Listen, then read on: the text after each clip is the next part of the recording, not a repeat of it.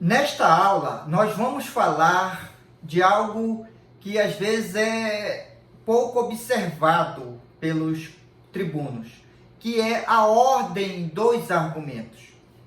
Qual a ordem dos argumentos? Como eu devo fazer para apresentar os argumentos de contestação da acusação e os argumentos da tese de defesa? Eu tenho adotado a orientação que eu colhi do professor Reinaldo Polito no livro Oratória para Advogados. Então, o que eu faço na prática a partir dessa orientação? Os argumentos de contestação da acusação, aquele que nós vamos rebater, esclarecer os argumentos acusatórios, nós temos que começar analisando os argumentos dele, o mais forte para o mais fraco.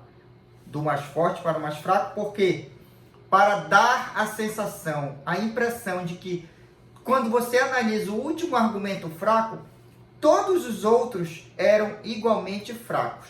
Então, argumento de contestação, argumento da acusação, você analisa o argumento mais forte passando para o mais fraco. Argumentos da defesa. Os argumentos da defesa você deve apresentar, começar pelo mais fraco até o mais forte. Por quê? Para dar a sensação de que todos os argumentos defensivos eram igualmente fortes. Então, por exemplo, aquela carta na manga, né? A gente tem uma prova, um laudo assim que acaba com a acusação. Essa prova deve ser apresentada no argumento mais forte, para consolidar, para dar a impressão realmente de que todos os argumentos defensivos eles são fortes. Então, César, como é que eu identifico então quais são os argumentos fortes, quais são os argumentos que eu preciso contestar?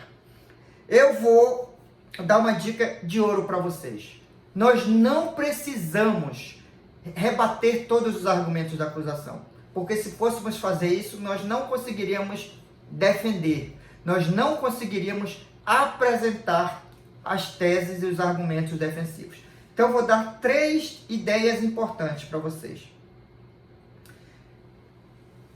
Como identificar, então, esses argumentos principais da acusação? Eu criei aqui um roteiro para vocês aqui. Qual é o primeiro critério que nós temos que utilizar? Argumentos importantes da acusação. Primeiro, os argumentos referentes ao conteúdo da acusação.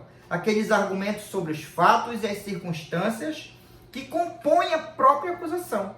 Então, se diz que o cara matou, tem que ver como foi que a acusação descreveu a conduta. Outro critério que eu uso é observar argumentos sobre as provas. Então, todo argumento sobre a prova é importante. Então, por exemplo, se o promotor, no auge da sua peroração, da sua fala, ele diz, olha, mas o réu não gostava de cachorro, o réu torcia para um outro time, esse tipo de argumento que é mais de enfeite, você não deve perder tempo com ele. Você tem que se concentrar em argumentos que dizem respeito ao mérito da causa, os argumentos que compõem a estrutura da acusação e os argumentos em relação às provas. Outro tipo de argumento que é igualmente importante são os argumentos referentes aos aspectos jurídicos do crime imputado. Argumentos referentes às teses da defesa, argumentos referentes às qualificadoras, ou seja, aqueles argumentos jurídicos que você percebe que o promotor utilizou, ou o seu assistente, de forma equivocada, mas de alguma forma impactou nos jurados ou pode impactar, você precisa rebater. Então, são esses 3 critérios. Então, e como você deve fazer? Eu vou dar uma dica de ouro para vocês. Ou geralmente você deve anotar os argumentos principais da acusação.